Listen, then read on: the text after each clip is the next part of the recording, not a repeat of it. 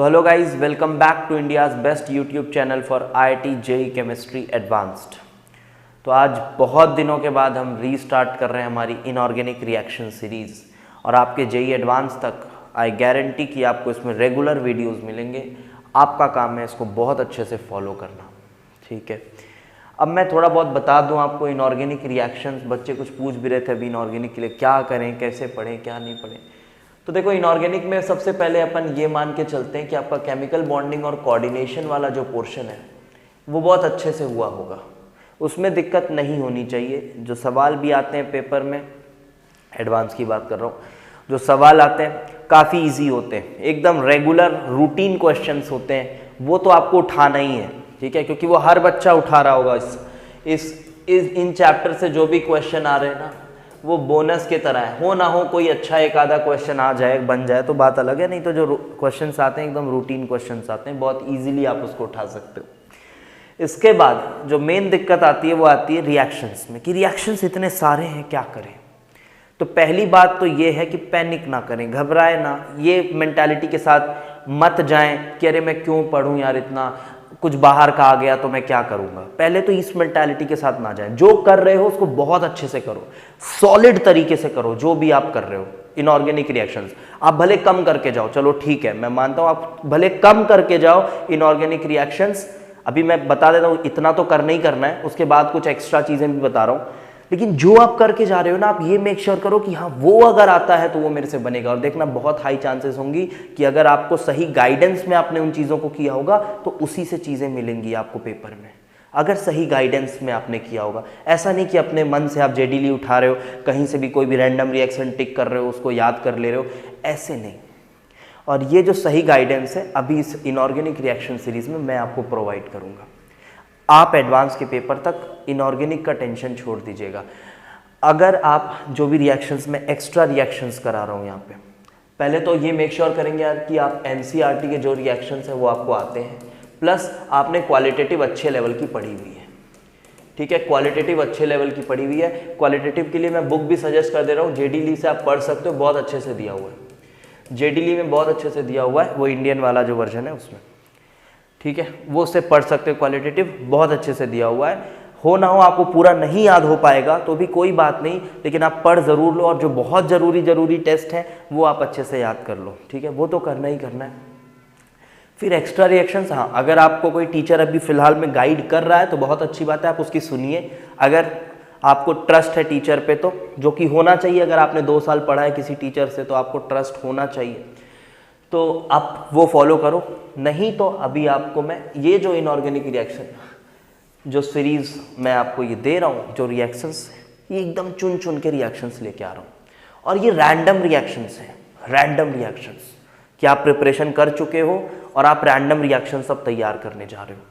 और मैं सिर्फ रिएक्शन का सब प्रोडक्ट नहीं लिखूंगा, कुछ कुछ बातें और करेंगे रिएक्शन से रिलेटेड, ठीक है, कुछ कुछ एक्स्ट्रा पॉइंट्स भी बताएंगे। उन पॉइंट्स को भी अगर आप कॉपी में भी नोट्स बनाते हो और एग्जाम तक इन रिएक्शंस को बहुत अच्छे से रिवाइज करते हो सकता है इसमें ज़्यादातर रिएक्शंस आप पढ़े हुए होंगे, ठीक है। यही तो मैं कह रहा हूँ, कोई भी हाई फाई ज़बरदस्ती वाले रिएक्शंस ला के आपको नहीं दूंगा। रेलेवेंट रहेंगे, हर चीज़ें एकदम रेलेवेंट रहेंगी, ठीक है, बिल्कुल रेलेवेंट रहेंगी चीज़ें, उसका टेंशन आप छोड़ दो। आप कंटेंट हमारा देख सकते हो, ऐसा कंटेंट आपको कहीं नहीं मिलेगा। जो क्वेश्चंस अपन ने रियल एडवांस सीरीज में किए हैं यूट्यूब में, तो शायद ही कहीं आपको ऐसा क्वेश्चंस कोई करा रहा हो, ठीक। वो एडवांस के नाम पे तो सब इधर उधर का बकवास ही चलता है। तो आपको यही करना है, ठीक है। तो इसके नोट्स भी बनाओ आप प्रॉपरली, मैं गारंटी देता हूँ एग्जाम तक रहेगा आपके पास, ये वीडियोस रेगुलर आती रहेंगी। तो पहला रिएक्शन जो अपना है, आप ये देखिए, नाइट्रेट आयन विथ जिंक। आप फिल कर सकते हो, पहले पूरे डिटेलिंग के साथ, आपको याद भी रहना चाहिए। ये ना नाइट्रेट आयन का टेस्ट भी है। नाइट्रेट आयन को क्या किया जाता है, मेटल्स लाइक जिंक और एल्यूमिनियम, जिंक और एल्यूमिनियम जैसे मेटल्स के साथ नाइट्रेट आयन को रिड्यूस किया जाता है। किसमें, अमोनिया में। और वो अमोनिया में जो रिड्यूस हुआ, फिर अमोनिया को ट्रेस करने का तरीका तो आपको पता होगा, क्या है वो, नेस्लर्स रिएजेंट के साथ अपन आयोडाइड बनाते हैं मिलियॉन्स बेस का, HgO.HgNH2i। ब्राउन प्रेसिपिटेट आता है, उससे अमोनिया जो है वो हमारा डिटेक्ट होता है। तो ये भी कुछ वही नाइट्रेट आयन का टेस्ट है, ये इंपॉर्टेंट टेस्ट है। जिंक एल्यूमिनियम भी यूज होता है। अभी एक कोई एलॉय यूज होता है इसके लिए, क्या नाम नहीं ध्यान आ रहा है, एक एलॉय भी यूज होता है इसके लिए, although that is not important. Zinc और एल्यूमिनियम मेटल्स आप देख सकते हो। नाइट्रेट आयन को रिड्यूस कर रहा है। नाइट्रेट को रिड्यूस किस में करता है? अमोनिया में रिड्यूस करता है। और जिंक क्या बनाता है? Soluble complex. कौन सा? ZnOH4-2। ये तो बहुत ही फेमस कॉम्प्लेक्स है, 10th क्लास का बच्चा भी पढ़ता है। अब इस अमोनिया को क्या करते हैं? डिटेक्ट करते हैं। कैसे? बहुत ही फेमस रिएक्शन आप लीजिए, नेस्लर्स रिएजेंट, सॉल्युबल होता है, वाटर सॉल्युबल कॉम्प्लेक्स है ये। और इसमें जब आप अमोनिया डालते हैं, अमोनिया पास कराते हैं इसके सोल्यूशन के थ्रू, या फिर कभी कभी फिल्टर पेपर में डिप करके भी, नेस्लर्स रिएजेंट में फिल्टर पेपर डिप करके भी उसमें अमोनिया पास कराया जाता है, तो आपको इसमें आयोडाइड मिलता है मिलियॉन्स बेस का। This is the iodide of Millon's base. ये आपके पास ब्राउन पीपीटी के फॉर्म में डिपॉजिट होता है। ठीक है, तो ये काफी इंपॉर्टेंट एक नाइट्रेट आयन का टेस्ट है। नाइट्रेट आयन का और कौन सा अच्छा टेस्ट है? हाँ, जो आप टेस्ट सोच रहे हो वही टेस्ट सबसे इंपॉर्टेंट टेस्ट है। नाइट्रेट आयन, नाइट्राइट आयन, दोनों के लिए जो आप ब्राउन रिंग टेस्ट करते हो बहुत इंपॉर्टेंट है, उसको रिवाइज कर लेना। ऑल्दो किसी ना किसी एक वीडियो में अपने को वो भी मिलने वाला है आगे। चलिए अगला रिएक्शन देखिए, Hg2+ के साथ Ki क्या करेगा? बहुत ही सिंपल रिएक्शन है। इनका क्या ध्यान रखना है आपको? इंपॉर्टेंट क्या है इसमें? इसका कलर इंपॉर्टेंट है। ठीक है, जो भी चीजें बनेंगी उनका कलर इंपॉर्टेंट है।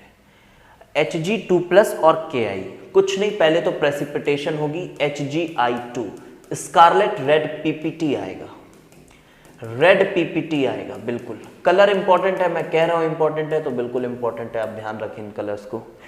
तो रेड पीपीटी आएगा। और इसमें ना अगर हम और एक्सेस में Ki डालें, और अगर एक्सेस में Ki डालें तो ये प्रेसिपिटेट जो है ये घुल जाएगा, घुल जाएगा और नेस्लर्स रिएजेंट आपके पास आएगा HgI4-। ये आपके पास नेस्लर्स सॉल्यूशन बनेगा। ये वाटर सॉल्युबल होता है, ये वाटर सॉल्युबल होता है। ठीक है, अब आगे देखते हैं अगला रिएक्शन Bi+3, बहुत इंपॉर्टेंट आयन है। अभी एडवांस 2021 के शायद पेपर में देखा गया था, बिस्मथ+3 आयन। ये बिस्मथ+3 भी जो है ना वो Ki के साथ क्या बनाता है? पीपीटी बनाता है। क्या पीपीटी है वो है BiI3 पीपीटी। ये पीपीटी फॉर्मेशन करता है, शायद ब्राउनिश ब्लैक कलर का होता है ये PPT. Let me confirm once ना। हाँ ठीक है, ब्राउनिश ब्लैक कलर का पीपीटी है ये ब्राउनिश क्या है ना, सब चीजें ना मुझे भी नहीं ध्यान में रहती है। तो ब्राउनिश ब्लैक कलर का पीपीटी बनता है। और इसके बाद फिर इसमें और एक्सेस Ki अगर डालें, क्योंकि यार असली मजा जो है वो फिजिकल केमिस्ट्री में आता है, उनके कॉन्सेप्ट्स में। बट नहीं, ये भी अच्छा है, आपको करना है, इंपॉर्टेंट है, करा रहे हैं, अच्छे से करा रहे हैं, कायदे से करा रहे हैं, कहीं से कम नहीं कराएंगे कोई चीज़। ठीक है, तो ये Ki जो है, अच्छा एक्सेस Ki डालो। हाँ, बिस्मथ भी Hg जैसा कॉम्प्लेक्स फॉर्मेशन करता है, लेकिन कलर में डिफरेंस है। वो कलरलेस था, ये कलर्ड है। BiI4-। जी हाँ, रेड से ऑरेंज के बीच में आप कुछ भी कलर इसका बोल सकते हो, कंसंट्रेशन पे डिपेंड करता है। ज़्यादा कंसंट्रेटेड होने पे रेड की तरफ इसका कलर जाता है। याद रखना कलर्स और कॉम्प्लेक्सेस भी। अच्छा, अगला रिएक्शन चलिए देखिए, क्या है ये रिएक्शन? अच्छा, SnCl2। 2018 के एडवांस के पेपर में आपको SnCl2 दिखा है, एक पैराग्राफ दिखा हुआ है। 18 या 19 आई गेस, सॉरी 19 के पेपर में SnCl2 पे एक पैराग्राफ था छोटा सा। तो SnCl2 क्या है? Sn का कौन सा स्टेट ज़्यादा स्टेबल होता है? +4 स्टेट स्टेबल है। तो Sn हमेशा ऑक्सीडाइज होने के चक्कर में रहता है, और therefore SnCl2 is a good reducing agent. Good reducing agent SnCl2 क्या करता है? इसको रेड्यूस करता है। HgCl2 को रेड्यूस करता है, किसमें? मर्क्यूरिक आयन है, किसमें रेड्यूस होगा? मर्क्यूरस में रेड्यूस होगा, Hg2 2+ में रेड्यूस होगा, और Sn क्या होगा? SnCl2 ऑक्सीडाइज हो जाएगा SnCl4 प्लस Hg2Cl2, ये आपके पास प्रेसिपिटेट कर जाएगा। ठीक है, अच्छा इसमें एक बात और बता रहे हैं, एक बात और। अच्छा, इसमें जब अपन एक्सेस में डालेंगे ना SnCl2, और एक्सेस में जब अपन इसमें SnCl2 डालते हैं, SnCl2 एक्सेस में डाल रहे हैं अगर मान लो, तो ये जो है फर्दर, ये जो प्रेसिपिटेट है, आई गेस व्हाइट पीपीटी रहता है, ये व्हाइट पीपीटी होता है। लेट मी कंफर्म ना, व्हाइट पीपीटी जी हाँ, ये व्हाइट पीपीटी होता है, और ये व्हाइट पीपीटी SnCl2 जब आप एक्सेस में डालोगे तो फर्दर इसकी और रिडक्शन होती है, और ये मर्क्यूरिक मेटल में कन्वर्ट हो जाता है, Hg में कन्वर्ट हो जाता है। ब्लैक कलर का पीपीटी क्या बोलोगे? ब्लैक कलर का डिपोजिशन आपको मिलेगा और SnCl4 मिलेगा। Important reaction, yes. अच्छा, इसी के साथ एक मिलता जुलता एक और रिएक्शन आपको बता रहा हूं। देखो, इसी तरह से ये रिड्यूसिंग एजेंट है, इसी तरह Fe+2 भी एक शानदार रिड्यूसिंग एजेंट है। Fe+2 भी एक रिड्यूसिंग एजेंट है। यही Fe+2 में आप HgCl2 को लाओगे तो ये क्या करता है? हाँ, ये भी Fe+2 ऑक्सीडाइज हो जाएगा Fe+3 में, और HgCl2 को Hg2Cl2 में रिड्यूस करेगा।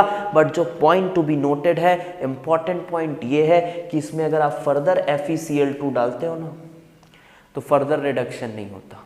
क्यों नहीं होता नहीं पता, लेकिन फर्दर रिडक्शन नहीं होता।